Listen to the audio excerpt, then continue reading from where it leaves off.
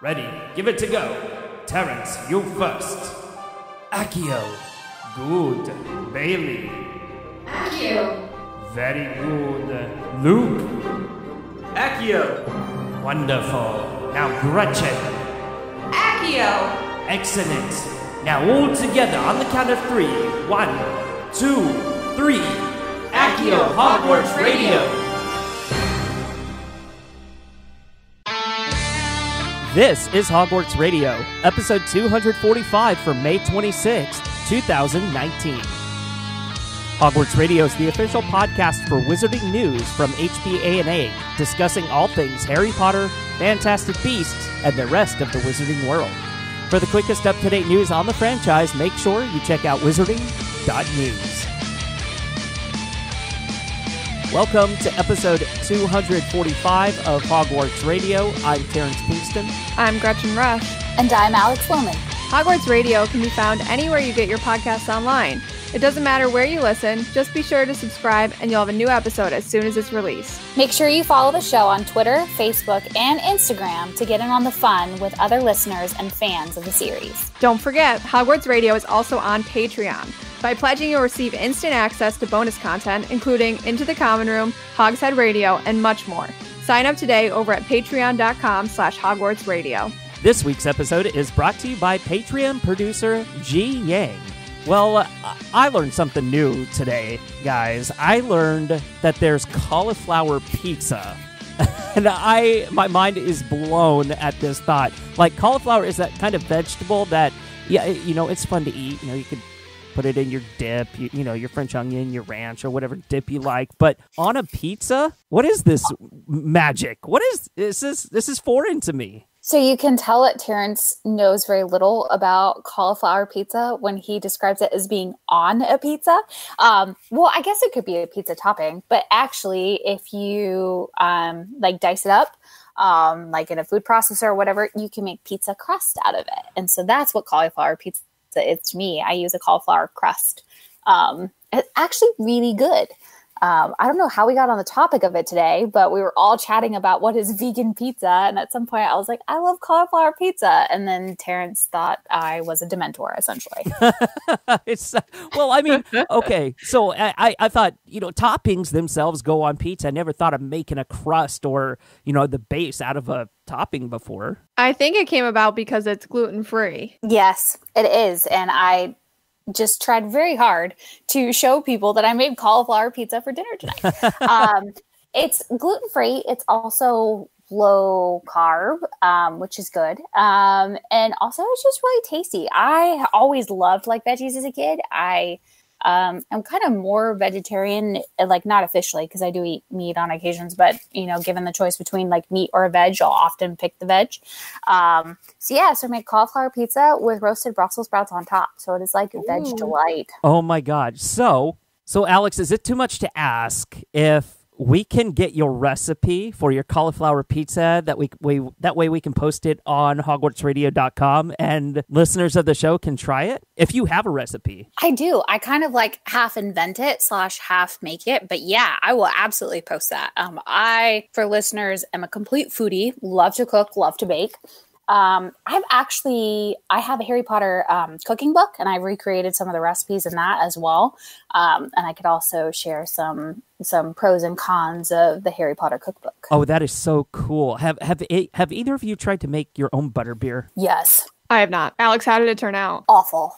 I'm just going to be so honest about it. It was awful. Oh, no. Especially since maybe Gretchen and I were in the parks last week and got to try some official butterbeer, which was way better. Oh, God.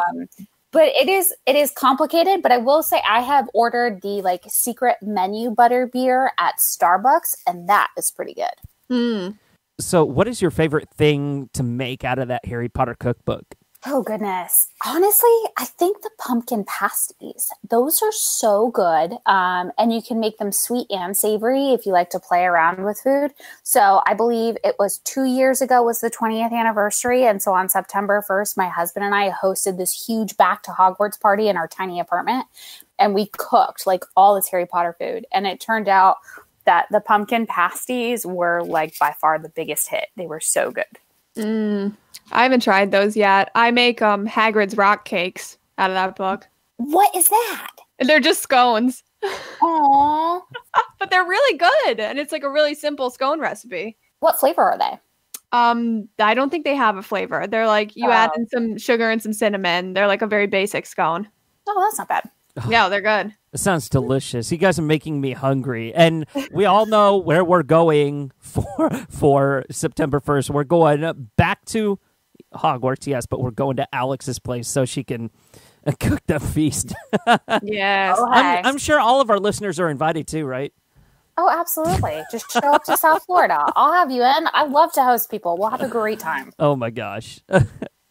Well, speaking of great times, you ladies had a wonderful time. I heard a little birdie told me, a raven told me, or I'm sorry, wrong podcast. An owl told me that you guys, the reason why you weren't on last week's episode is because you were busy out there in the Wizarding World of Harry Potter theme park in Orlando. So did you guys have fun? We had so much fun. Yeah. We had a blast. It was kind of ridiculous how much fun we had.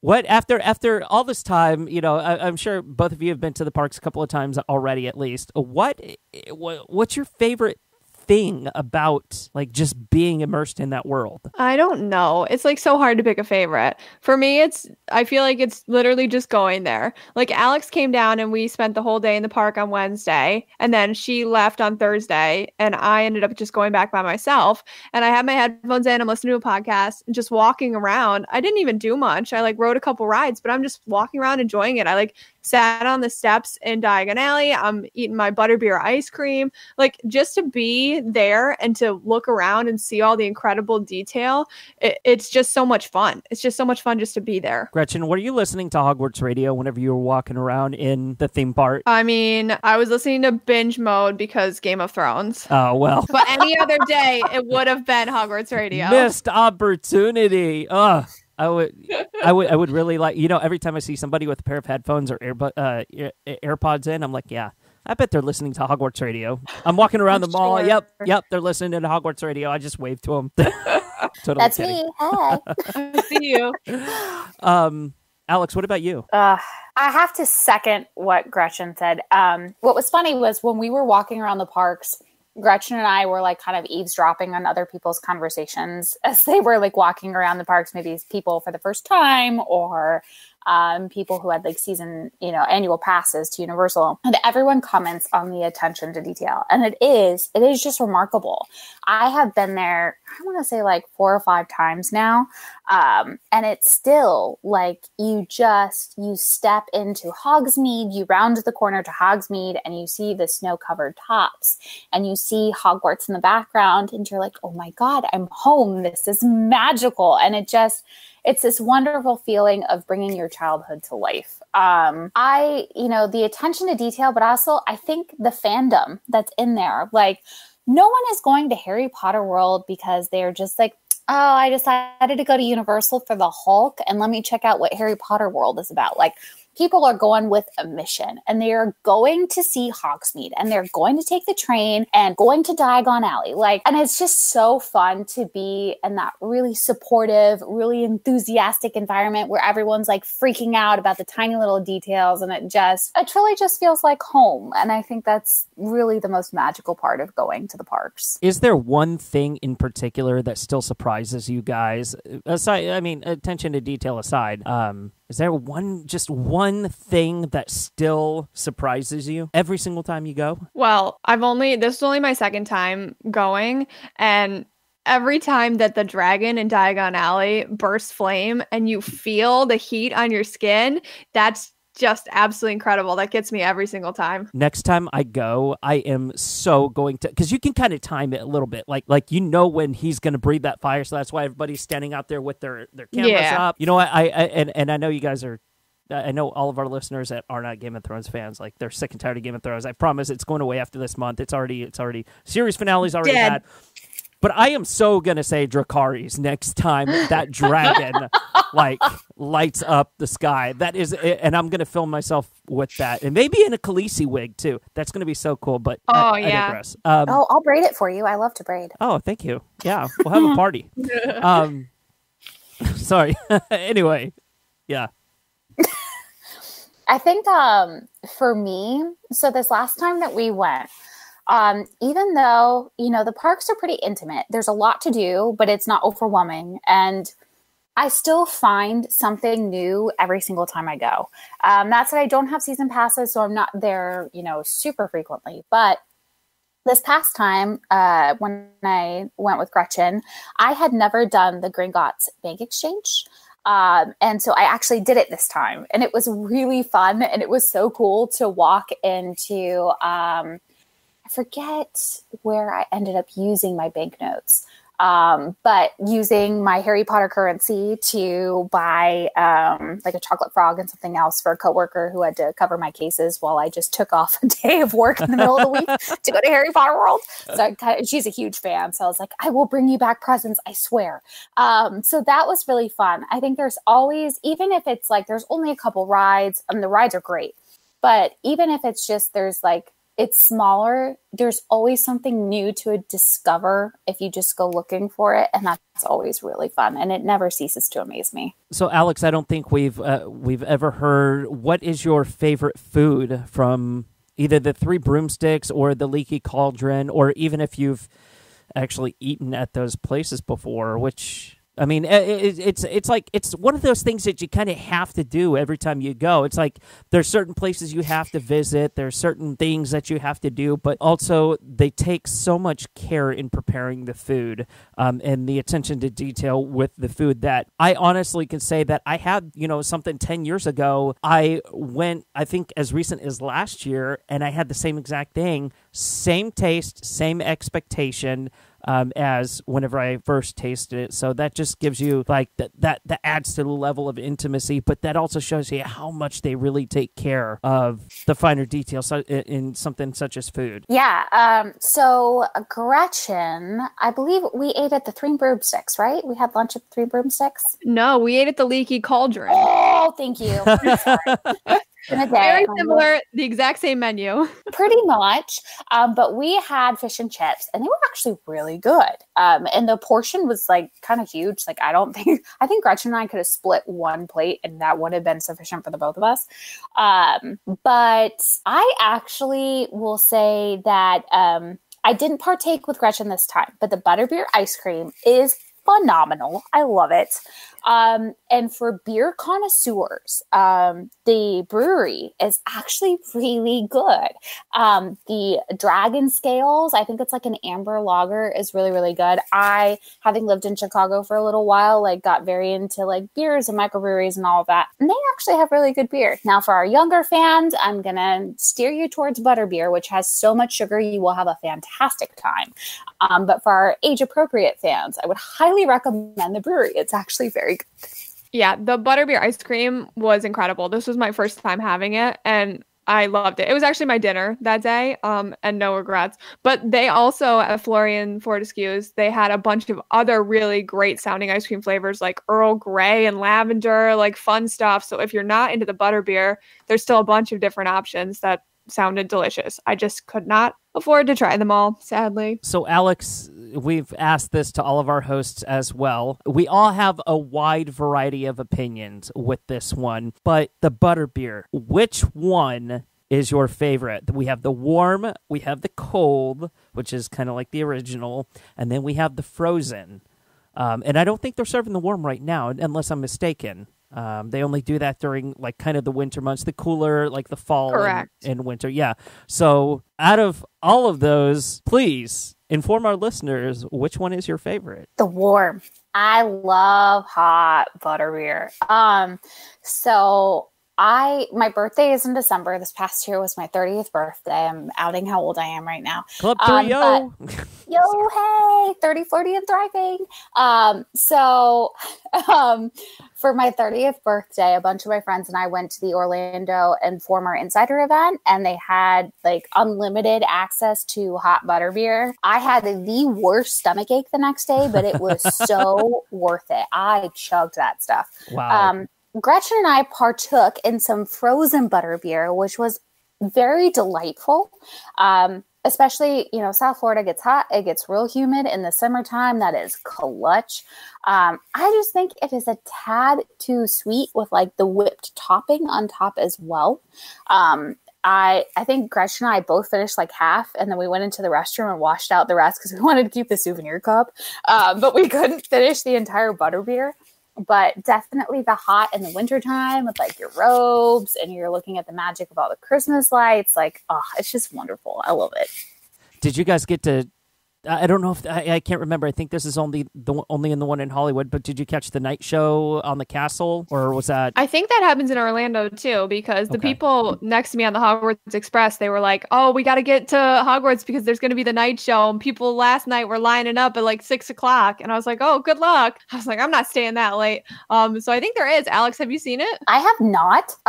Actually, only thought it was an LA thing, so I guess it is an Orlando thing too. Mind you, I live about 2.5 hours south of Orlando, so I'm not getting up to Orlando all that often. But also Gretchen and I went really hard, so I would have been shocked if we had made it that long, because I think by like 5 o'clock we looked at each other and we were like, let's go take a nap. Like, we were both so tired. Yeah, we had a lot of fun. Well, that's wonderful, and I know, Alex, you said you took the day off to go up there and kind of be with Gretchen through this amazing experience that you guys had. But Gretchen, that's not why you were down there, was it? No, it was not. So would you mind letting our viewers know why you were down there? I would love to share why I was there. So I was invited very, very last minute to go to Orlando for a press event about Hagrid's Magical Creatures Motorbike Adventure, and it was pretty rad. I did not get to ride the ride, sadly, which was good because as we were walking through, you could see people still working on it, and I was like, okay, they're still doing things. I don't really want to ride it just yet, but we got a huge sneak peek, and I wrote a whole long post for MuggleNet detailing everything that I saw, and I'm not gonna lie, this ride looks pretty freaking awesome. Were there at this press event, were there any actors that showed up at all? No, and there were not too many people working on the ride either who came. The only two people who came were Elaine Hines, who is the show producer for the ride, and Gary Blumenstein, who's the ride's creative director. So they both showed up and kind of walked us through, and we got to go through the entire queue. And then they walked us to a couple points where we could take pictures and answered questions and did a Q&A. So they were super awesome, but there was no talent there, no. So we're definitely going to link in our show notes to your article over there at MuggleNet. But were they able to tell you exactly what the theme of the ride is? I mean, obviously you're in the motorbike, but I mean, are you trying to get away from creatures? Are you did they give you at least a premise of what you can expect whenever you ride it? Yes. They gave us a ton of information, a lot of new information. So I will try to relay as much as possible. But really, it is quite a lot. So the basics of the story they told us are that this is the Forbidden Forest and there's these ruins. And the story behind the ruins is that they used to be populated by Hogwarts students. They would just like hang out there and they would draw on the walls and chill. But now Hagrid has decided to take over the ruins for himself and his magical creatures. And I don't know if you guys remember, there was like a hut that popped up. You could see it in the aerial shots, and everyone is like, oh, maybe that's Hagrid's hut. They said that that's not Hagrid's hut. That's an outbuilding where he keeps the blast-ended Scroots. Oh, wow. Okay. So kind of like a stable for them. Exactly. Yeah. So the Hagrid's hut is actually, it's between the new Hagrid ride and the Flight of the Hippogriff ride. Okay. So kind of on the other side of what we're seeing. But basically it sounds like, so they walked us through the whole queue and we actually got to watch the video that you'll see in the queue. So you know how when you go on Forbidden Journey, there's the video of Harry, Ron, and Hermione in the dark arts classroom, and at Gringotts, there's the video of Bill and I think, or it's not Bill. Yeah, it is Bill. Bill Weasley and Grip Hook. Yeah, yeah. So it's another video like that. You're going to stop and you watch this video, and it is Hagrid and Arthur Weasley.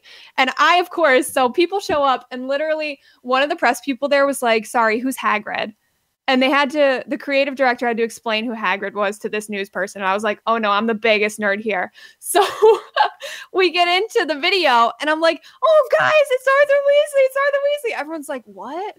I'm like, okay, well, I'm super stoked. So the video explains that Hagrid is like taking care of all these magical creatures, and you're going to look around and see them. And Arthur Weasley is there because he's going to enchant Sirius's motorbike to fly and take you around and see the magical creatures. Oh wow! Oh, that's cool. I love that they're sticking to kind of like this pre-show before you actually get to the show/ride. I kind of envision this experience just like Gringotts, where the cart itself like kind of rotates as you're going through. And I know that we talked about the layout of the track on last week's episode, where there was going to be a stall and fall back, so maybe you're going straight up into the air and then you're coming right back down. Yes, and Gary Blumenstein, he said that part is the devil's snare. So I don't know if maybe you go up and the devil's snare grabs you and that's what causes you to fall, or if the devil's snare is at the top and you fall to avoid being caught by it. But either way, somehow the devil's snare will be involved with that backwards free fall. Oh wow. That's really cool. That is really neat. Yeah. Yeah. So let's see what else I learned. So you watch that little video, you travel through a couple like hallways, and you see a lot of magical creature stuff. And then you go into a room that they've called the chamber. And that is the room where they say that Hagrid crossbred the manticores and the fire crabs to create the blast-ended scroots. And you can even smell like a rotting fish smell in the chamber. Ew. Yeah, which is as described in the books. And then there's some beautiful art by Mina Lima hanging in that room as well. So obviously the room, they said, is inspired by the backstory of the Blast-Ended Scroots. And did you get to see, I mean, I know we've seen it in concept art, but did you get to see a Blast-Ended Scroot? No, that I think the Blast-Ended Scroot, the unicorn, the centaurs, everything that was kind of released as their magical creatures when they teased all that, that's all part of the ride. So we couldn't see any of it from where we were standing, and none of it was in the queue. Oh, but he did let you know about the devil snare, right? Yes. Okay. Just making sure. That wonderful creature that is devil snare. Right, that creature, the devil snare. Yeah. Oh wow! No, and I completely forgot that Hagrid kind of created the Blast-Ended Scroots when he crossbred and stuff like that, and it kind of makes me think, oh my god, that's kind of amazing but awful at the same time. Oh yeah, that's definitely something we're gonna have to revisit in a later episode.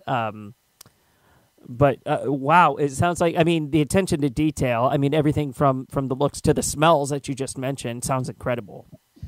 Yeah, it's really cool. They also told us that the ride itself is on 6.6 acres of land, and they planted 1,200 trees to create the Forbidden Forest. So they put a lot of work into this really huge space. Real trees? Yeah. Wow. So that means they're going to have to have a landscaping team come in and keep up with that. That's crazy. Holy cow. It's pretty crazy. Yeah. But it's also good for the environment. It really is. Know them. Yeah. Great job, Universal. Very proud. Yeah.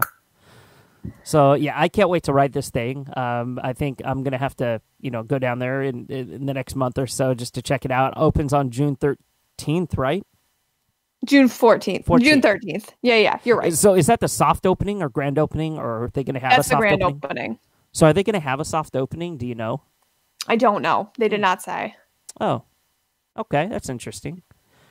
Normally So they'll maybe if you go a few days early, it right. might be open. Yeah, that's what I'm thinking. They'll preview the ride and, kind of gauge reaction, make the last minute adjustments. They're like, oh, yeah, we got to add seatbelts to this thing because people are falling out, Last minute things like that. Yeah, exactly. Were you kind of disappointed, like, after everything that you learned, like, you didn't actually get to ride it? I was a little disappointed, yeah.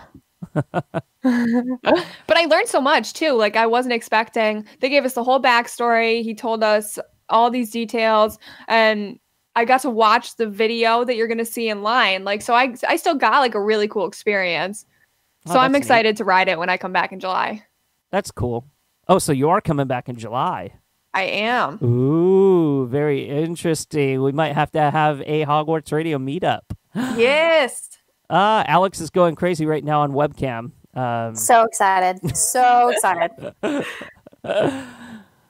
Well, that's cool. I'm glad that you had a great time, and welcome to the Big Boys Club. I mean, well, the big boys / girls club, where you actually go and cover a press event for Harry Potter. This is your first one, so Yeah, it was cool. really neat stuff. Yeah.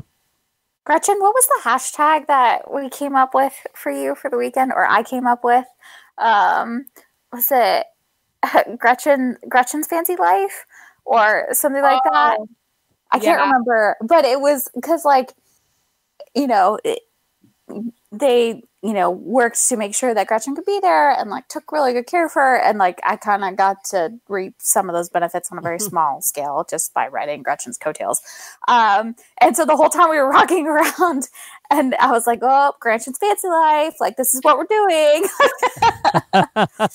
But we had so much fun. And like, seriously, it was so funny when Gretchen found out. She, like, messaged in our Slack chat, and she was like, Alex, where are you? Why are you not answering your phone? I'm coming to South Florida. And as soon as I saw that text message, I was like, oh, hold on. I got to arrange work coverage. I will be there. Like, there was just no question about it. And it was so fun. It's like vacation day, a spontaneous vacation day. Exactly. What's funny is I told my bosses love, or they know how much I love Harry Potter. Like, my current office is a copy room that was converted into an office. So it's a tiny cupboard. So I actually have a sign on my door that says the cupboard under the stairs. And so, like, everyone knows how much I love it. And so I went to my bosses and I was like, this is kind of just this once in a lifetime opportunity. And I think I'm just going to roll with it. And one of my bosses who has a kid who loves Harry Potter was like, go, no questions asked. Go. We will see you Thursday. I was like, thanks. And I just took off, and it was so fun. So awesome. Thanks, Legal Aid. I had a great time. Alex, I love your office, by the way. I've seen various pictures posted, throughout Twitter, Facebook, and the Slack chat, of course. And you've really done a cute job decorating this office, this little copy room under the stairs, My copy room under the stairs. My whole condition with my bosses was I would move in if they would give me unlimited discretion to decorate. And so it is very Harry Potter influenced. And there's a random support pole in the middle of it. So I painted it with chalk paint. And so it's a chalk pole. And I often write Harry Potter quotes on my chalk pole. So I saw that. Yeah, I was like, oh, she has a column, a beam right in the middle of her office. But that's awesome that you've been that creative with it. So it looks great. I love it. Oh, well, thank you. I appreciate that. And Gretchen, it sounds like you had a great time, and I doubt this is going to be the last of the coverage that you do as news team manager over at MuggleNet for any kind of event such as this. So great job with the article, by the way. We invite you guys to go check that out over on MuggleNet. Of course, we'll link that in the show notes. Well, this week's episode is kind of weird, you guys. We're gonna break it up over 2 parts. So we're not gonna really have like a set big discussion with Gretchen and Alex here. But before we let everybody go here today, I did want to ask, because this thought has been swimming in my mind for the past week with all this talk in the United States about infrastructure and all that other stuff. We have witches and wizards that use infrastructure. The infrastructure of the Muggle world. They use the roads to get by. They use the plumbing, the water, the sewage, all that stuff, right? and even in Great Britain, there's no separate entity. There's no wizarding water system or anything like that, or wizarding roads, or just things that are exclusive to wizards. But it got me thinking. Like, we pay taxes on that stuff for the upkeep and, to build new roads or to upgrade the current systems that we have. But witches and wizards kind of get away with that. And as I was thinking about that, I'm like, wait, that doesn't sound right. And it kind of pissed me off. So here's my thought. A very rough preliminary here.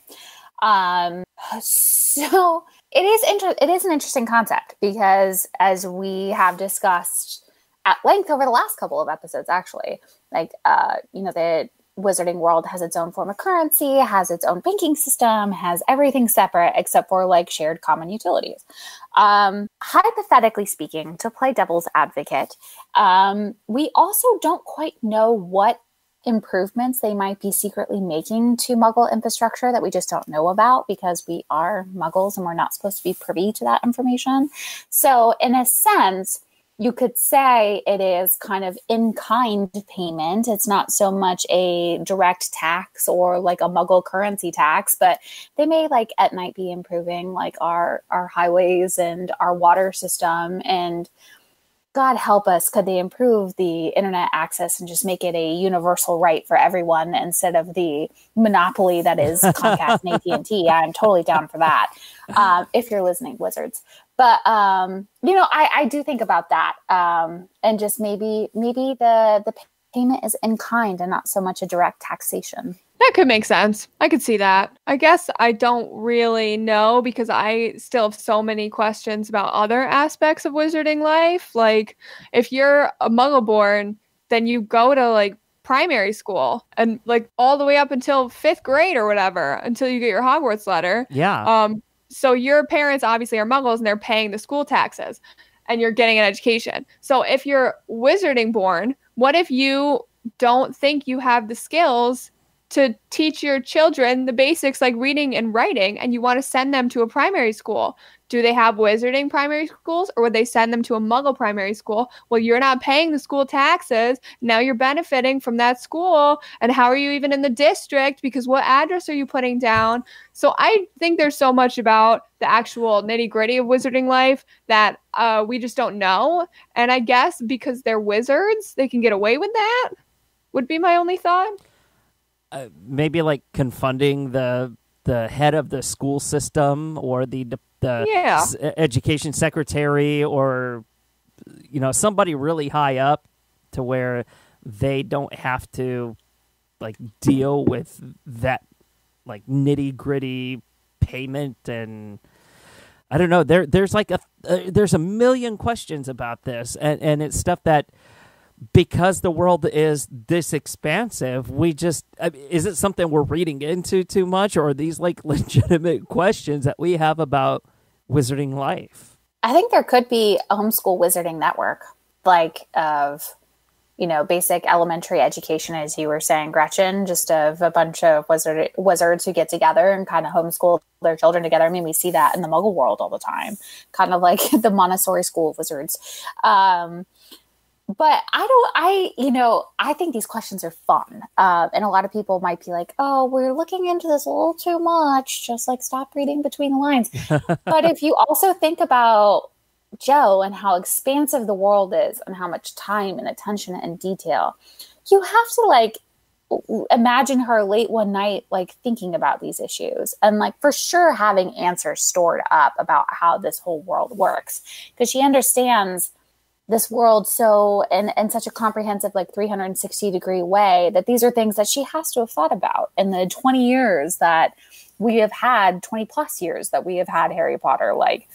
These questions have definitely come up in her own mind, and I would love one day just to pick her brain about all of these nuts and bolts of how the wizarding world works. And I really hope it's not something as simple as, well, we saw that the Prime Minister is aware of the wizarding community, and I hope it's just not something as simple as oh, there's just an unspoken agreement, with the wizarding community that they get to use our utilities and our infrastructure, because there's not that many of them. It doesn't take up that, it's not that big of a burden on on the infrastructure. It's not big stress. They're fairly quiet.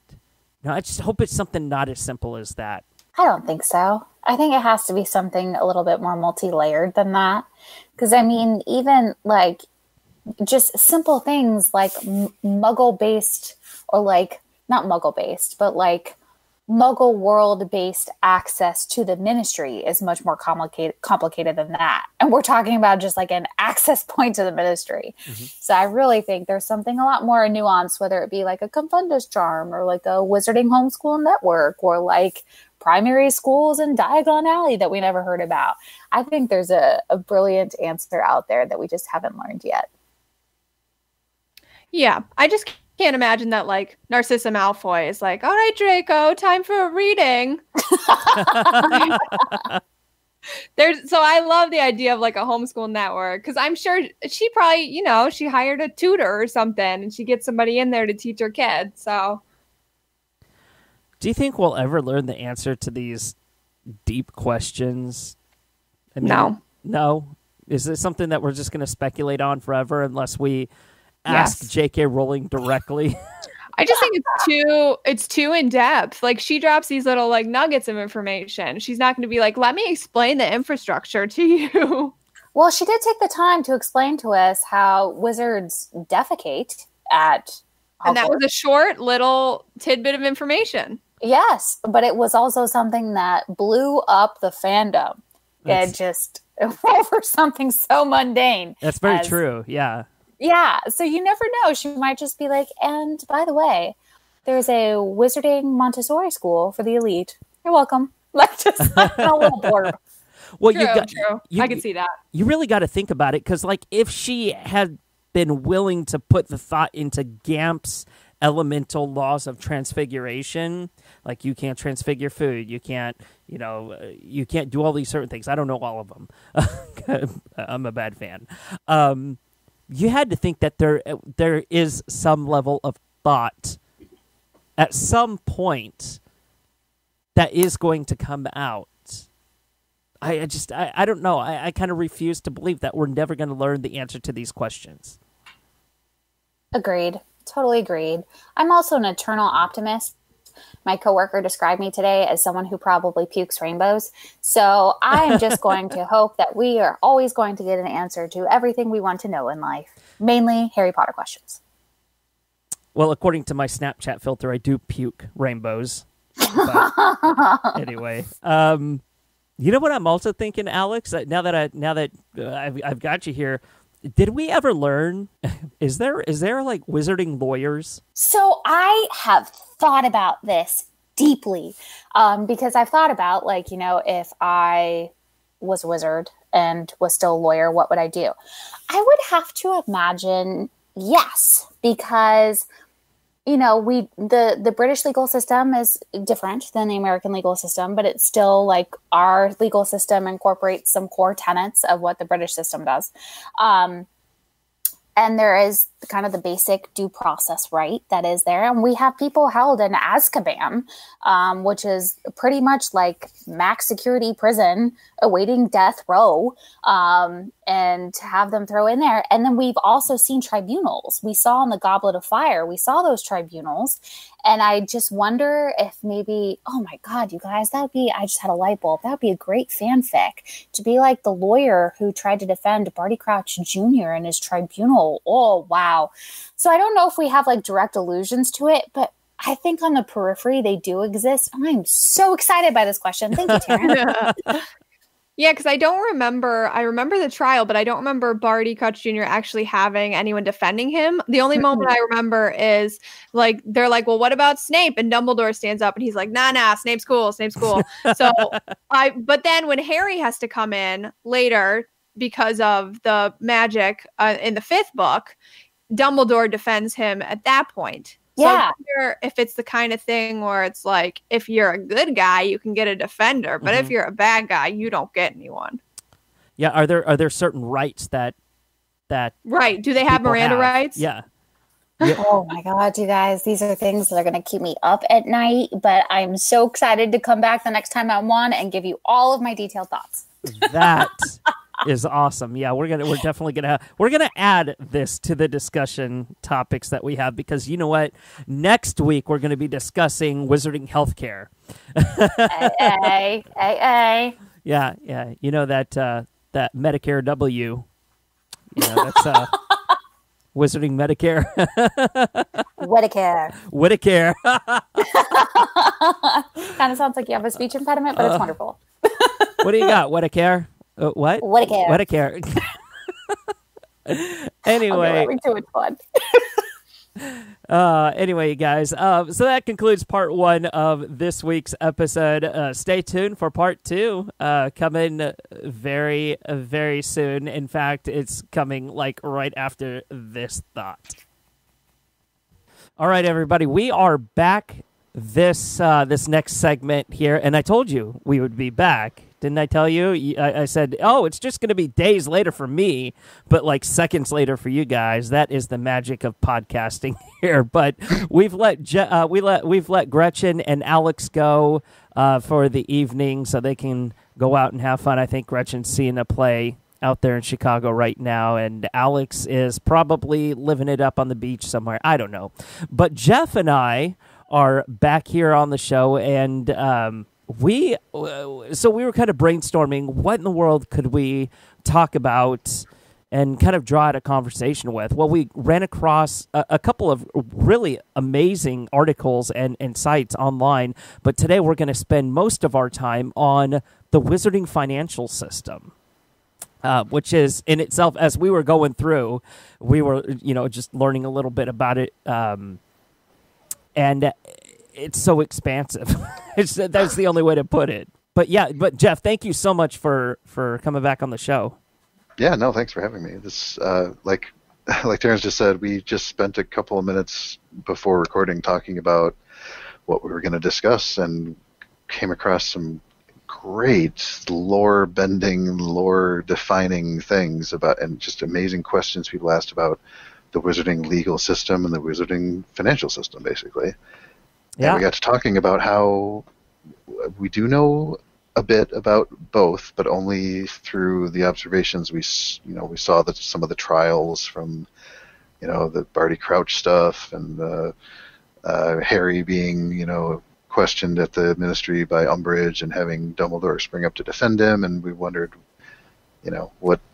what is the actual system in place there? I think we, last segment, Alex was talking about Wizigators. Like literal litigators, but Wizigators in the wizarding world. And I think the conclusion that we came to was, there really was no talk of lawyers in the wizarding world at all. And no. we were just trying to wreck our brains on, had we seen any in this series. We did a lot of online searches, and the ultimate answer was no in this case. But there seems to be an absence of basic legal rights for people in the magical world, which is crazy to think about. But every time Harry was accused of something, or underage magic or whatever, it's not, oh, you're accused of this. It's, we detected it and we are punishing you now. Yeah, exactly. I mean, there's no opportunity for defense. In one shot, it's like judge, jury, and executioner, really. So we laugh about it, but that's actually a horrible system. Like, what's the deal there? Whatever. If we're going to talk about that or the financial system, which is also very fascinating. Yeah. I mean, they're both very archaic. It seems like, and I mean, of course. So the financial system is. It's complex. I mean, even in the Muggle world, I still don't understand it all myself. I understand that if I provide somebody a service, that the understanding is that I am getting paid for that service, which I can use that currency on other goods and services. So it's a cycle, right? And that's the way it is in the wizarding world, except for magic is involved. Right. And magic provides all sorts of opportunities for misuse. It provides opportunities for different services. And... Yeah, really. And we were just talking about an interesting conundrum of subterfuge. Is what would happen if we know you. Well, maybe we should back up. We found out that there is a list of things, like Joe Rowling said this in an interview in 2000, and then I think, Terrence, you found some additional information, but basically she said there is legislation that defines what you can and cannot conjure magically. Now, that's just legally speaking. Of course, you can conjure anything you want, but it could be illegal. But she also says something that you conjure out of thin air will not last. That's a direct quote from Joe Rowling. I'll say it again. Quote, something that you conjure out of thin air will not last. That's pretty vague, and we already know that some things can last for even years, like some coins that Hermione made for the Dumbledore's Army group. That was lasted several years because she made them in Order of the Phoenix, then we heard about them again in Deathly Hallows. Mm-hmm. So, yeah. So, but Joe says they will not last. So they're not permanent, at least. And there are exceptions to what they call GAMP's law of elemental transfiguration, and that I'm sure we've talked about on a previous episode. But to remind everybody, GAMP's is very. It's very brilliant. It's very genius in the way that it is. It's nothing can be conjured from nothing, right? So some of the things that can't be conjured are like food, money. I think there was love and soul and information or knowledge. Knowledge. Yeah. So those are the things that can't.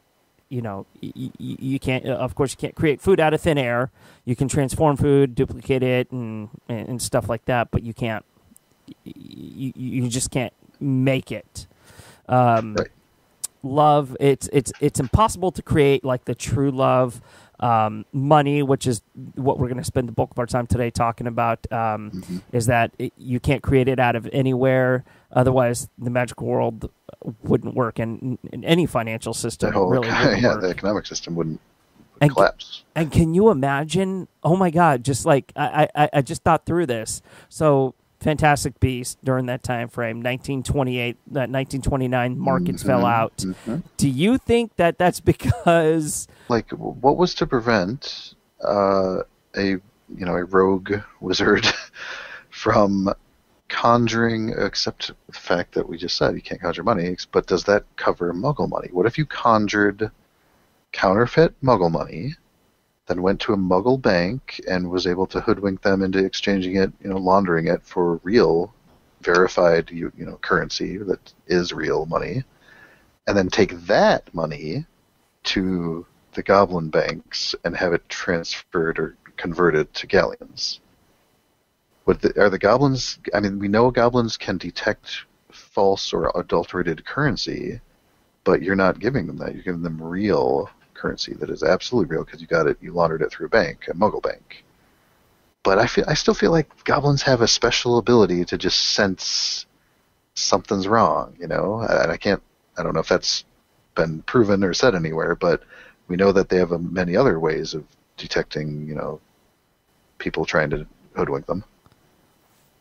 I think in this article on Sci-Fi Stack Exchange, which is absolutely brilliant. If you guys have the opportunity to check it out, I'll link it in the show notes. But it says, in relation to money, J.K. Rowling told us in an interview that it's impossible to create money out of nowhere or the magical world wouldn't work. I think the same goes for gold, etc., yada, yada. Why? Because it would ruin the economy.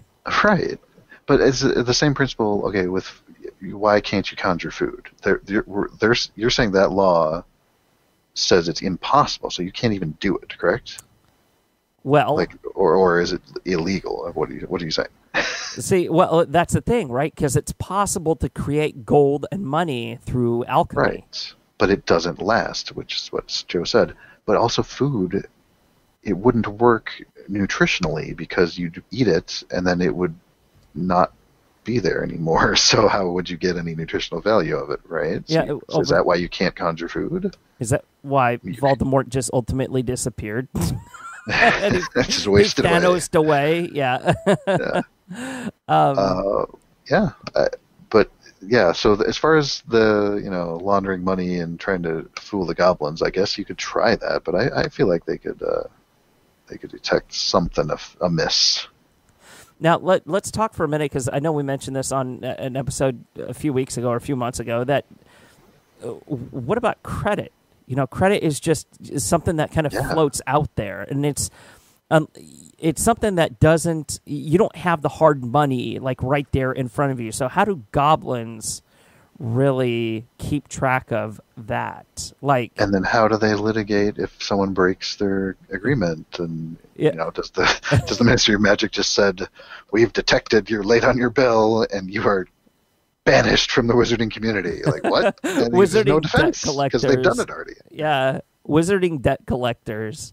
Right. I mean, oh my gosh. And there's like no law to or regulation to govern them or how ruthless they can be. Oh my goodness. That's just wizarding repo. Yeah. Can you imagine? Oh, this wand is repoed, but yep, they snatch it. Well, I mean, the Ministry of Magic, for the misuse of underage magic, or whatever the official title is, they say they break your wand on the second offense and kick you out of school, and you can never use magic again on the second offense. See, and it's like, well, how do they? I mean, while your wand can be snapped for a number of reasons, what's going to stop you from getting another wand and right. and doing magic again? That doesn't. Or just using someone else's or stealing someone else's. We right. know that it may not work as well, but still squeeze some magic out of it. Exactly. So credit in the wizarding world is an interesting concept because we know it was a really convenient plot device and very smart of Joe to just give Harry a pile of gold, because that basically absolved her of having to explain how Harry could afford to live, period. It really did. We just know he's a pile of gold. It's just whatever. So there's no question for the entire story as how does he survive? Well, we know how he survives. Right. So so that's great for him, but then we look at the Weasleys, who are constantly, broke or at poverty level or whatever, what have you, however you want to describe it. And then, Arthur works, we would assume, closely with the Muggle world since it's part of his job, right? Yeah. But he doesn't know what a rubber duck is or an aeroplane, or it just seems really weird. And then Molly is very dismissive of Muggles, when they go to the Hogwarts, just go, Chuck, full of Muggles. But it's like it's so do the magic community really separate themselves that far from the Muggle world? And I think part of it is yes. Obviously, Muggle-born ones are more closely tied to the Muggle world, or at least more interactive with it. But it does seem that magic folk and pure blood or whatever pure magic families that have been in the magical community for hundreds, if not thousands of years, don't associate with us. They just don't, because there's no reason to for them. So as far as the economy and how that would work, they couldn't. I mean, they could use Muggle banks, but that'd be Muggle money.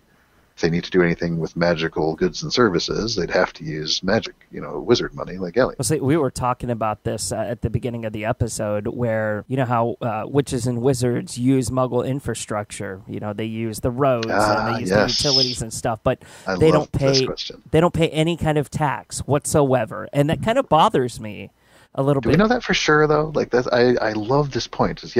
They're using roads and bridges and trains all the time. Right. And pay no income tax that we know of. Well, see, and the only interaction between the Muggles and the wizards that we know of are between the prime ministers and the presidents and the leaders, right? Or at least one prime minister and the Minister of Magic in Great Britain. But it's like, is there a basic understanding that, we're just going to let these people, since we're not getting in the way of anything, since they don't even know we're here? Is it really hurting them? Well, yeah, I mean, because you're actually putting wear and tear on these streets and all the systems and stuff, and you're not contributing to, upgrades or anything like that. Yeah. That's a great point, but again, like how it fits into the economy, or the wizarding economy, and I like the idea idea of credit, are there loans? Are there wizarding loans? And who enforces them? And then what's the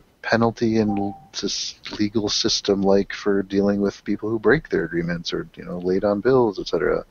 Do you just get a note from the Minister of Magic saying, we've detected you're late and you're banished forever from the Wizarding World? Or do they just take the money straight out of your Gringotts account? Right. It's but like, what if you really don't have the money though either? Right. Yeah. And that begs the question: how do you get paid for doing your job in the Wizarding World? Like, how does Arthur get paid? Is it like direct deposit? Yeah. Exactly. Like, is the money just like he can go to Gringotts and be like, oh yeah, the money's there, but how do you really honestly track Does that? it just appear in the vault, on every payday? Just kind of the gold just goes in there physically? Because, in our system, it's all digital. So Right. we have a bank, your employer tells the other bank, basically, here, take this money from our account and move it to that account. And I mean, and this is just for, the British Ministry of Magic. It's like, oh, can you just go to Gringotts at any time that it's open and say, what is the balance in my account? And or fight any kind of discrepancy. Like, I didn't authorize this, or, it's like, do you get a notification? Like, does your wand light up whenever your balance goes below 50 galleons or something? Can you set a limit? Or yeah, Wizarding World, they don't really have text messages, do they? They have like actual, things that pop up and like a face will appear and say something, or you'll get a howler that actually talks to you. Right. Maybe that's how but it does seem like there's only very direct communication in the Wizarding World. Of course, there's the owls and you can write notes and stuff, but it seems like if you want to just send a quick message to someone, they almost always seem to do it in a present, vocal way, or they actually get in touch with them directly through magical means and talk to them for just a few seconds, Like your person. We're getting off track here, but well, yeah. It's interesting. I mean, to the point of the whole financial system is, I mean, this is just like the very basics of how how the financial system with consumers and just the very basic idea of banks operate. Yeah. Well, it has to operate similar to the Muggle world, or else they have an unexplainable economic system. Because why would anyone work? Why would anyone do anything unless you were, paid for your time and services and could then spend that on other goods and services, like you said at the beginning? Right. So there has to be a system of, how do you make big purchases like a house? We know you can't conjure it out of nowhere because Joe just said something you conjure out of thin air will not last. So you can't build a house that way. You can't even conjure wood out of thin air because the wood won't last. Right. So, you would have to pay somebody for their time, goods, and services to build a permanent house, right? Exactly. In the Wizarding World. And you'd have to use Wizarding money for that. Or somehow, again, use Muggle money and have some Muggle build your house for you. For some reason, I don't think that's appealing to the Wizarding people. Imperio a Muggle. Oh gosh. And they can't detect your Imperial because the trace is lifted after 17. So, but that's an unforgivable curse. Aren't those all detectable? Really? Well, not Isn't really. Not? No, I mean, they're unforgivable, but they can't. They're unforgivable, yeah. but they're also undetectable. Undetectable, yeah. But no, it just makes me wonder, because you don't have to use Gringotts. You don't have to use that bank. And that seems to be like the only bank, though. At least in Britain. But it's like, can you imagine at the age of 5, you get a card from a relative and it has 2 nuts in it and a sickle. You'd be like, let me put this in the house fund, and have a would jar. You put it in a jar? Yeah. But the unanswered question is, what about big purchases? Do you have to have all the money on hand, or is there a credit system? We just don't know. Mm-hmm. Yeah. The check is with the owl. The owl got lost. Exactly. How do you enforce it? Because we know through example that the Ministry of Magic has had periods of great corruption where most of their actions were based on politics rather than actual policy. Mm-hmm. Mm-hmm. Because, at first they wanted to silence Harry for speaking about Voldemort, and then, he blows up his aunt, and he goes and thinks he's going to be kicked out, and the Minister of Magic's waiting for him at the cauldron and says, "Oh, don't worry about it, Harry. Everyone blows up their aunts. No big deal." And that's just totally the opposite of what he expected to happen, which, of course, he would expect it, because the Ministry of Magic said, if next time you do this, you're out. Yeah, exactly. So, again, it seems very politically motivated rather than actually law-oriented. It seems very lawless in the Wizarding world. So, let's dive a little bit deeper here. Because of the amount of trade going on, and wizards have to get, let's say the stores in Diagon Alley, the merchants have to get their goods and services from somebody. I'm sorry, the wizards in Diagon Alley have to get their goods from somebody, right? The stores have to maintain that they're stocked and stuff, yeah. So let's talk about, do we think that there's a wizarding stock market and there's investments in particular companies? And I mean, are there, stockbrokers, wizarding stockbrokers, and are they yelling out on the floor, buy, sell, sell, sell? Oh, oak. Everybody's getting oak wands. Buy oak, buy oak, That's a great point. I can't see that being a thing for some reason. But it almost has to be, right? Like it's called commodities. Like a commodity is something that everyone or lots of people need, and so, but it's still worth something. You still have to trade it, and it still has a value. Right. But we're talking about corn, wood, very basic things that can be made into a lot of other things. Right. See, with the Muggles, companies list shares of their stock on an exchange, often to raise money to grow their business, and investors purchase those shares, and the investors then buy and sell these stocks among themselves, and the stock and the stock exchange tracks the supply and demand of each listed stock. So, right. Are you saying that's the Muggle world, right? That's the Muggle world, yeah. And that's kind of like the real basic economics 101, like of any kind of, I don't know, community dealing with trade. Right. There's going to be interest in investing in companies because those companies need investment capital, that's what it's called, in order to operate, right, and to grow and to build new things and do what they're going to do. So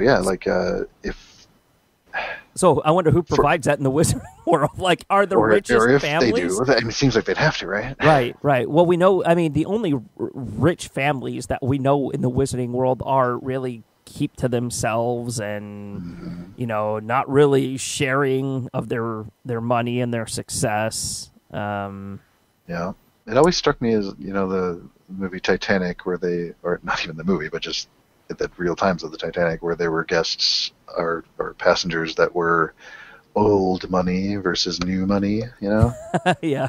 So it always struck me that the Wizarding world is very old money, but Muggle-born ones are kind of looked down on as the new money if they have money, I guess. Yeah. But they're all out, if you're not, at least if you're not pureblood, you're not an insider, you're not an old money person, because how could you be? But I'm getting off track here again. No, that kind of makes me wonder. Like, okay, let's say, okay, Muggles, whenever they're 11, go to Hogwarts, right? And they go through all their 7 years of school, and then they're offered a job, yada yada, with the Ministry of Magic after they graduate. But whenever you graduate, you still don't have any money. So how are you able to pay for items? I mean, right? It's like you have to have a house, right? You don't have Muggle money because you haven't had a job. You've been away at a school that's in the northern parts of Scotland for the past 7 years, and like we haven't heard of really just enter the Muggle world. Well, you could, but it would be like you're a stranger there to the system, a stranger to the system. So it's like there has to be some sort of, getting back to the whole credit thing, there has to be some sort of credit system. And good faith credit. Maybe it's attached to, maybe you have a, I don't know, Maybe the to signature enforce that it, you they- purchase, whenever you make a big purchase and you sign your name away with a certain quill. What if that it's an unbreakable vow of some kind? exactly, Like, with money. yeah. Or, well, I mean, maybe it's not tied to that, but there's some magical force that enforces the agreement. Rumpelstiltskin In did essence. Right. Like, I just... Yeah, I keep getting back to the enforcement and the draconian, like, very authoritarian regime of the Ministry of Magic that basically just decides, and you can't argue. Like, it's already been done. Well, think about it. You Like, don't have the the trials, money. like we said. You know, they have them in people in cages with no defense. Like, what is that? Maybe they don't have people that default on their obligations, their financial obligations, because maybe the Maybe. ultimate penalty is, and as Is archaic, too great. yeah, as archaic as the Wizarding World is, and we know it's very kind of medieval. Yeah. It, whenever back in the day, whenever you could not pay, you went to jail. You couldn't pay Yeah, taxes. it was called debtor's prison. That was in the real world, yes, the Muggle world. We did that. Exactly. So, of course, we don't have that in the United States, but other countries do. Yeah, but we also have basically indentured servants still in this country today. Yes. And around the world. Like, they were just talking about that. We're not going to get too far off track here, but the taxi system in New York City, there was just a big expose about how it's mostly, it was, at least for a period, maybe still is, mostly immigrants who basically were trapped into doing this They because had they to pay couldn't for their, get out of it. Yeah, they have to pay. They had to buy a $200,000 medallion, and they're still paying. And then on you have that. to pay it back. Yeah, exactly. So that's is there something like that in the Wizarding World, or is it just exactly like people just don't do it because the punishment is too great? And if that makes sense. Is that why Azkaban is as full as it is? And so abhorrent and scary that it actually does serve as a deterrent for crime. But I don't know, that's a huge debate. I mean, even in the real world, is capital punishment, like, is that a deterrent? If a court ultimately says the punishment for your crime is you could be put to death, like we debate that in the real world. Is the death penalty moral or immoral, or should it be there, should it not?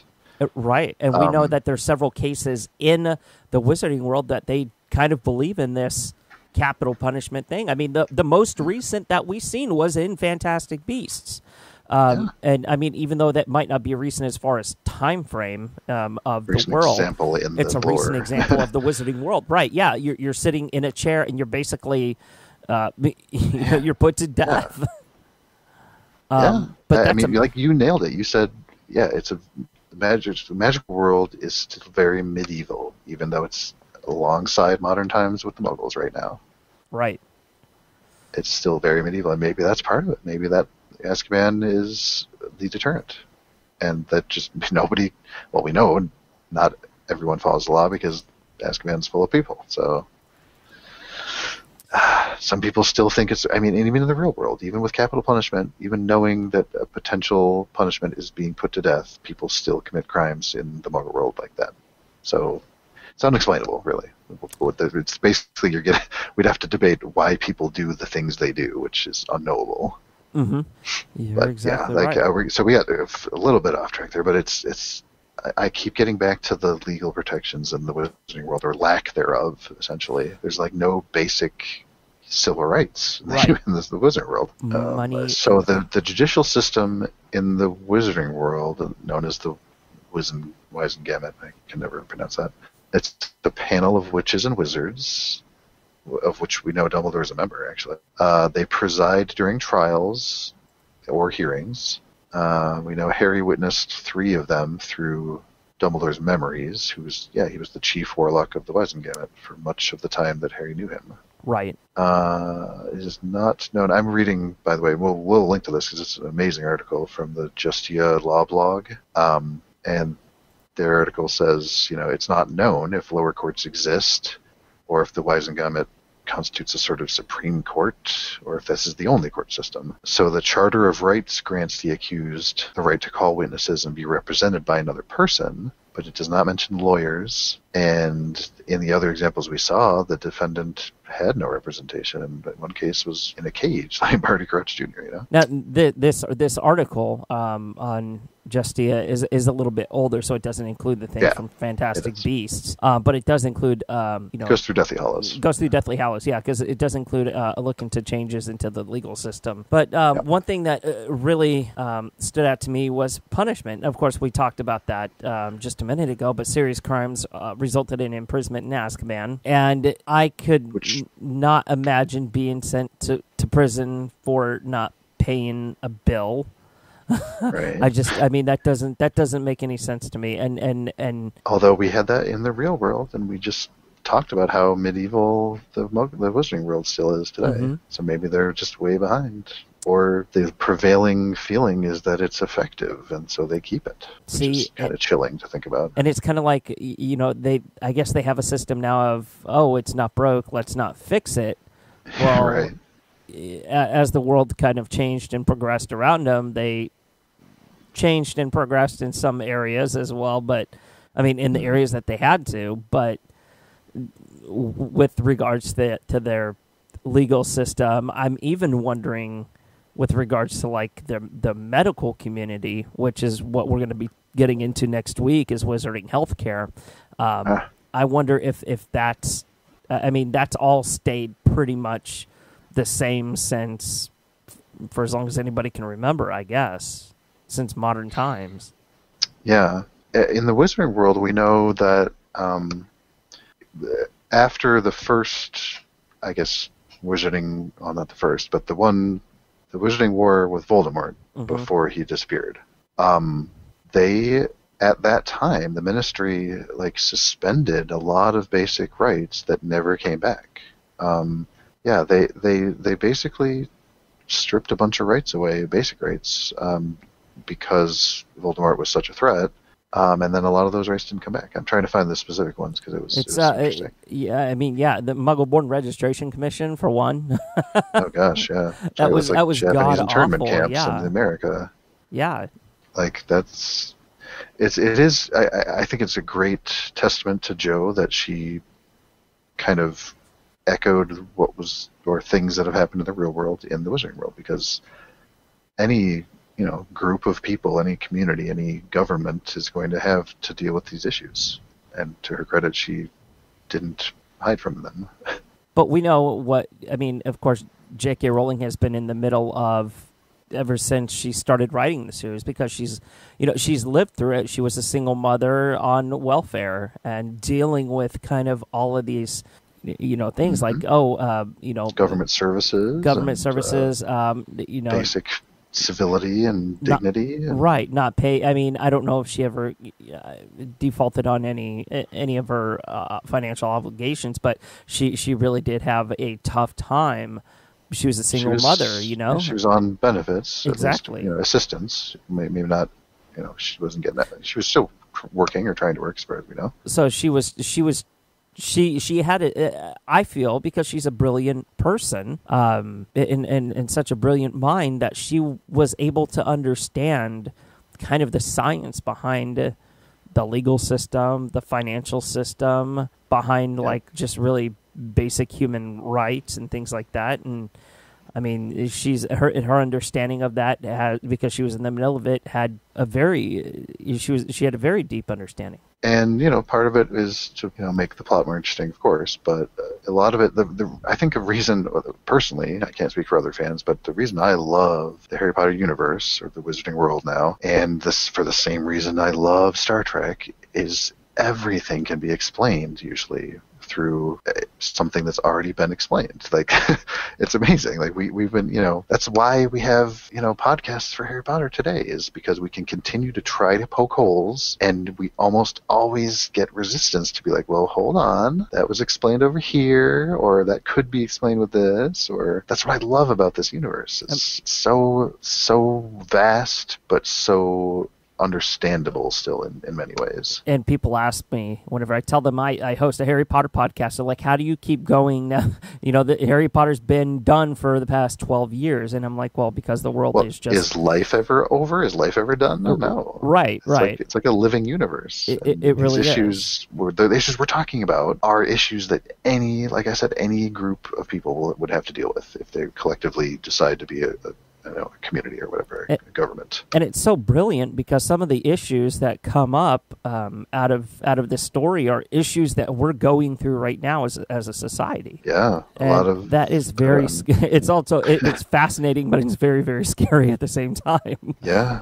I mean, when you have, let's not get too political here, but when you have a president constantly dismissing the only constitutionally protected profession, which is journalism, basically the only thing in the Constitution that says is absolutely hands-off from the government is journalism. And we have a president who constantly berates that or that dismisses it and calls them the enemy of the people. I mean, let's not get too into that territory, but that greatly disturbs me personally. I don't know how anyone else feels. But. And you know what it reminds me of is whenever Voldemort installed his top lieutenants into the Ministry of Magic to oversee, the different a lot of that stuff. Things. Yeah, a lot of cronyism, a lot of I'll pat your back, you pat mine. And he even did it at the Daily Prop as well to control what was coming out of the press. It's scary stuff. It really is. So, I mean, a lot of what we continue to talk about, even after starting the show 11 years ago, is definitely relevant today. Yeah, and that's, again, I mean, let's not effuse too much about how great Harry Potter is. Everyone knows who's listening because you're listening to this show.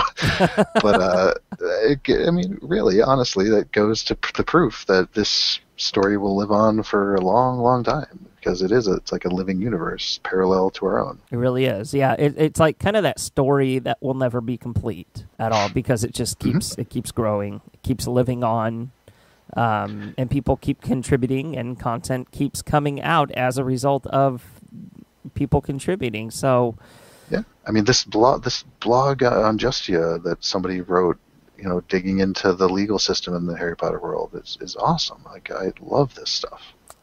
And it's only through the strength of the universe and the lore that we're able to do this. Because if you could just poke a hole and there was no explanation for it, everyone would just be like, "Oh, that's boring." Actually, contrary to that, that's part of what we do as the deep fans is poke the holes and talk about them, talk about what those mean. That's what we're doing here. Speaking of that, I'm just reading this comment from Gus Brunner on this Justia blog, and he says, I think you could talk about what laws might be and might not be in the wizarding world. For example, due to lack of knowledge on the subject matter, I'm fairly certain things like narcotics, gambling, prostitution, etc. are legal in the wizarding world. Hang on, guys. I'm going somewhere with this. Also, arms dealing also seems completely legal as Ollivander technically sells weapons to children. You could sell guns, missiles, and bombs without any repercussions. However, that may be false as there's a Department of Misuse on Muggle artifacts. On the other hand, Arthur Weasley seems to be stuck on airplanes, like you were saying. Jeff. That was my comment. Yeah. Why? That's a whole other discussion. So why is Arthur Weasley so apparently uneducated about the thing that is his job, which is Muggle interaction? It says, so it's safe to say he hardly knows what a nuclear bomb looks like. All in all, it seems like a Muggle-born could use that knowledge to make a rather large fortune. Yeah, we talked about that, like how, if you're a bad guy, you could use magic to do some pretty bad things and get away with a lot of it, maybe. Yeah. I mean, and this is But see, that's the thing, is the threat, though, is always, if you're caught, we will send you to Azkaban. But again, that's still not enough of a deterrent for some people. Well, yeah, that's what I was going to say. Is that enough of a deterrent? And clearly not. Obviously, we have the death penalty in the real world, and people still commit crimes. So, again, it goes to, we can't know what's in somebody's head, and we can't know the reasons for people doing the things they do, especially in the light of these punishments that are either real or fictional. Something that's sticking with me right now is we're speaking about repercussions. Whenever Barty Crouch Jr. is revealed in Goblet of Fire, at the end of Goblet of Fire, right? And he says, "I'll be welcomed back like a hero," whenever he's referring to his trip back to Azkaban. Well, yeah, but what's that going to do for you, bud? You're still going to be stuck in a cell. I mean, that's the consequence if you're not given the kiss, which I think he ultimately was. Right. There's like, how are you going to live off of that? You're not going to live off of that in Azkaban, because that's something that's making you happy that you're going to feed off of. But the Dementors are going to turn right around and feed that right away from feed you. Off of that. Yep.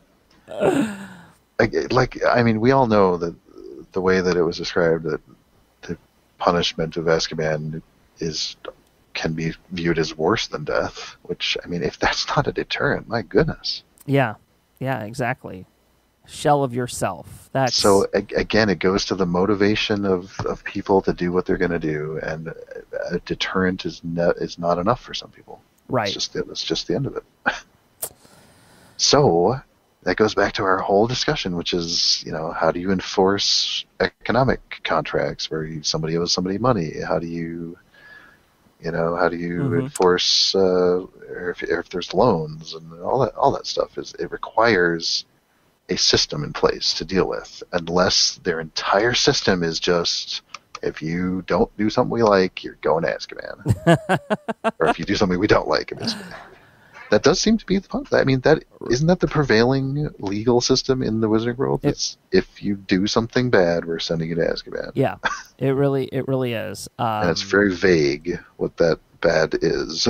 Yeah, it's as though, like we said, let's say when you sign for credit, and you get it, let's say they do have credit, first of all, and you sign with that special quill, and instantly any money that you get is taken out of your Green God's vault, so it doesn't give you the opportunity to default on that unless you get fired or let go from your job. But then let's say your account's empty, then what happens? But does it whisk you off to Azkaban automatically? Right, exactly, because you're no longer contributing to the betterment of society, so they don't see you as an asset that they have to that's a very dangerous way of thinking, though. Of course, I know that's not your thinking, but that's, right. You can't treat people as not people. That's just literally inhuman. Exactly. But so it's also sucking souls out of people. Exactly. Yeah. But again, if that's not enough of a deterrent, I don't know what is. A fate worse than death. I don't know. I was thinking of trade, right? And how countries and states and stuff like that trade with each other and yada yada. Well, is it possible that the wizarding community trades, as we say, do they trade en masse with the Muggle world? Yeah, well, no, they trade underground with each other. The British trade with the Americans, who trade with the wizards in Brazil. Oh, yeah. They have treaties and whatnot. That could be like the wizarding stock market. That would be a good reason to have the wizarding stock market. But at the same time, it's like, well, a deeper kind of way of thinking is, well, if you're like, let's say the British don't like what the people down in Brazil are doing, well, can you impose economic sanctions and force the Muggles to, to do what it is that you want them to do, or guide them in the direction that you want them to go in, to help out your community without them knowing it? And sheesh. That's crazy to think about. Yeah, and I don't know. Obviously we don't know the answer to that, but it just seems like, in the absence of details, there has to be something there. Like, I don't know about the stock market, because we're dealing today with the ills of having basically not unregulated, but very loosely regulated and oversight of stock market things, which is why we had all the problems we did with the real estate bubble and the country almost going into another depression, but not. We just barely got out of that in what was called the Great Recession. So there might be some. I would think that there's some kind of safeguard in, much as we have safeguards in our own stock market, right? If it dips below a certain percentage in a day, it automatically just goes off. Yeah. So in the wizarding community, like, I can imagine it being so much more broader, so much more focused that, if something doesn't go a certain way, that magic kind of comes in to correct it. Right. I mean, that's all. That's the great explanation of all Harry Potter. If you can't explain it, it's magic. I love magic. Yeah. Okay, so there's a site online. I don't know if I'm sure people have come across it. It's called Quora. It's essentially the new Yahoo Answers, but much more. Well, I wouldn't say much more, but a lot more respectable. Yeah. There's actually valuable answers on it, not just joke answers like Yahoo Answers was. So I just pulled up one. Are there stock markets in the Harry Potter universe? Was asked. Can't tell. It doesn't really say when, but somebody answered in 2017. It can be assumed there are through references. So their example was, there are financial investors in the wizarding world as the Consortium of Goblinary Finance and Red-Nosed Wizards Investors. Holy cow. Can we get a fact check on that? That might be from one of the extra books, because I don't remember that from Harry Potter. Doesn't that really bother you, though? I mean, I'm not saying this with any kind of prejudice or racism or anything like that, but because they're the goblins are notably the best about handling money in the wizarding world. Doesn't it bother you that their financial backbone is just based off of gold in a vault?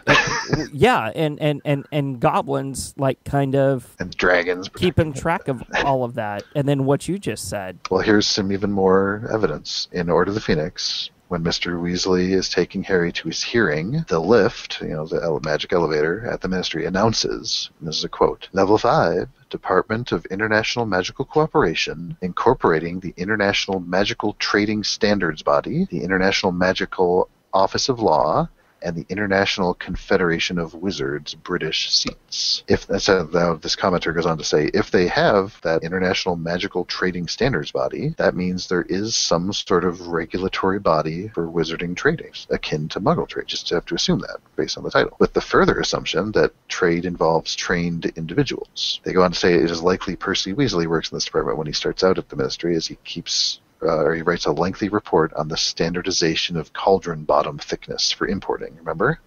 Yeah, I forgot about that. An unidentified Gringotts goblin can be heard saying, "Terrible day yesterday. Lost a lot of galleons trading on the potions market." So there you go. Those were direct passages from the book. So these imply there are stock markets for wizarding sectors. There we go. Oh my God, there's the aha moment. Yeah, that's why I do like Quora a lot. By the way, the potions market. Oh my gosh! So that, I mean, they're trading potions on some sort of a bigger scale, like on a bigger wizarding stock market. Yeah, that goes into the commodities. Yeah. You trade corn and soybeans and flu powder. Can you imagine during the Voldemort years, during the wait, wasn't there a flu powder shortage at one point? Yeah. So that definitely goes into trade and supply and demand, and so during the Voldemort years, there must have been a huge demand for Veritasium. I can imagine. At the Muggle-born Registration Commission, they're like, "Okay, surrender your wand, take this shot, let's go."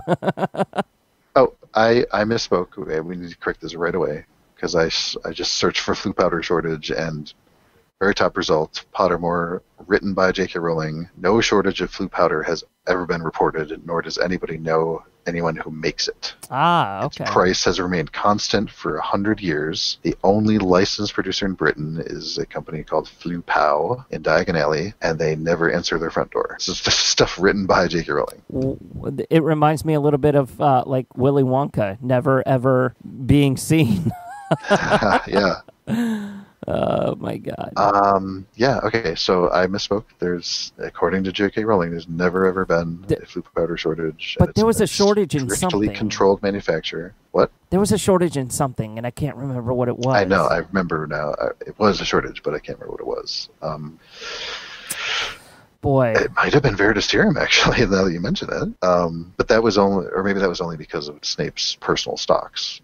Yeah, I think that was. Oh, yeah, no. In the Order of the Phoenix, remember when Umbridge is there, and he may have lied actually and said, "Well, no, he didn't lie. He said you've used all my Veritasium on all these kids, basically." Yeah, it'll take long to make more. Wow. And I did find it. Veritasium ingredients were very hard to come by at some points, thanks to shortages in certain things because of the war.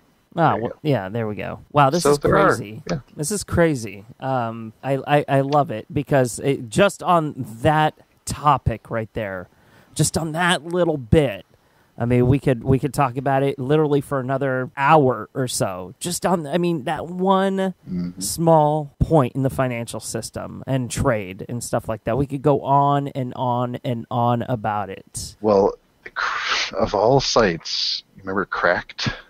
Yes. Cracked.com. I just found an article from them, 5 horrifying realities of the Harry Potter government, and it's talked about a lot of stuff that we just mentioned. I'm just going to read the list items, 5, 4, 3, 2, 1. The legal system protects no one. We've discussed that. There's no defense attorneys, basically, unless you bring one yourself. 4, the entire penal system is based around terror and pain. That's Azkaban. This article says it makes Guantanamo Bay look like spring break. Number 3, the government is an incompetent dictatorship. That's demonstrated over and over again. Number 2, most wizards are selfish dicks. That's what it says. And finally, number 1, wizards should be viewed as an unchecked superpower in the world. Basically, wow. Yeah. That's funny that you just mentioned that last point because I'm still on the Justia Law blog and I'm looking at one of the commenters right now, Michael Johnson, and this was from 2010, you guys, but he said, "I never fully appreciated just how unfair the legal system in the wizarding world truly was. There does not seem to be many checks and balances." No, and we've discussed that. Yeah, it's how do you defend against a letter from the ministry giving you the punishment? Like, there's no answering it. It's already been done. Yeah, it's very true. It's like totalitarianism. Yeah. Wow. I honestly I need a break. This is fascinating to think about, but I mean I love it, and I love how in depth this world is. And it's I mean, we're all here still, I think. And I appreciate, I really appreciate how whenever the Potter series was still coming of age, people really dove into these topics because the articles that we were referencing today, and even from Cracked, that's a site I completely forgot about. Yeah, right. These are from 2010. There was a couple from like 2006 that we had mentioned earlier today, and I mean, it's just like we've already thought about this kind of stuff, but it's never really. I guess we're kind of rehashing it. We're bringing it out and seeing how it applies to the world today, and yeah, I think it's always worth talking about these issues because they spring from, I think, reality. I mean, obviously, fiction is not only enjoyable, but a lot of the enjoyment of fiction comes from the what if scenarios, like the what if the world was like this. Yeah. But it comes from based on the real world anyway. Yeah. Wow. Okay. Well, I think that about wraps it up for this week's episode. We want to thank you guys so much for tuning in to this. It's a really unconventional episode, and I kind of liked it. I kind of like how we kind of split it up a little bit with the ladies first, and then of course Jeff, you're such a source of information because you've been around for so long that. You're just. What are you saying? You're really great to hash out these kind of topics with. So I can't thank you enough for joining us again. I appreciate it. It's always really fun to be on the show. Again, guys, check out wizarding.news. Plug it every single episode, and it's really. I mean, we're talking about these powerhouses and these wonderful sources of information about the wizarding world of Harry Potter, and Wizarding News is just that. I invite you to go check out, even on the homepage, look at Today in Potter History. And what we were talking about this day, this week. Is there something in Harry Potter history today?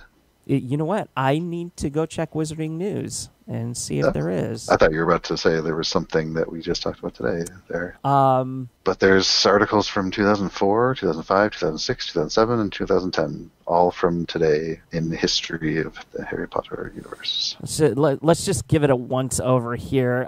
2004. Okay, so this is video and screen captures of HBO special and Conan O'Brien. Okay, so David Heyman says that Potter is alive and well. This was from 2004. I wonder why he said that, though.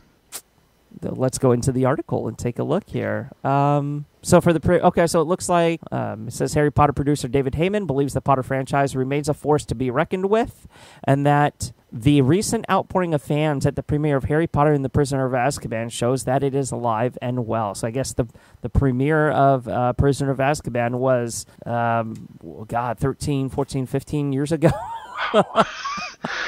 15 years. Yeah. I believe that was the true beginning of Warner Brothers' relationship with fan sites, thanks to, I don't know if it's all her doing, but Melissa Anelli from Leaky Cauldron. Pretty sure she was the first. She got to go to the Prisoner of Azkaban set and was the only fan site representative to do that, as far as I know. And that opened the door to this major movie studio with this major property actually opening the door to other fan sites and saying, let's involve you, and that was great. And I hope it continues with the new stuff that they're doing, Yeah, definitely. Last bit of news before we go from Potter history.